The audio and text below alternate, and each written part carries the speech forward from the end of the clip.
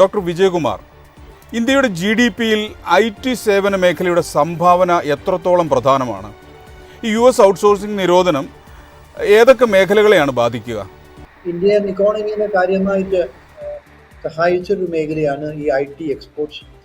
ഇന്ത്യയുടെ IT industry എന്ന് പറഞ്ഞാൽ $250 ബില്യൺ ഇൻഡസ്ട്രിയാണ്. അതിൽ കഴിഞ്ഞ വർഷത്തെ ഫിനാൻഷ്യൽ ഇയർ 24-25 ഇന്ത്യയുടെ IT എക്സ്പോർട്സ് മാത്രം $224 ബില്യൺ.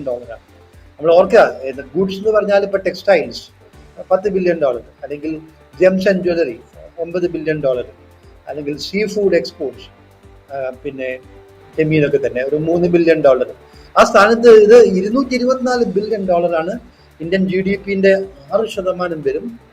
എംപ്ലോയ്മെന്റിൽ വളരെ കൂടുതലാണ്. പ്രത്യേകിച്ച് ബാംഗ്ലൂർ, ഹൈദരാബാദ്, ചെന്നൈ, മുംബൈ, പൂനെ, ഇത് നമ്മുടെ ടെക്നോ പാർക്ക് അടക്കം ബാധിക്കും, വലിയ തോതിൽ ബാധിക്കുന്നതാണ്.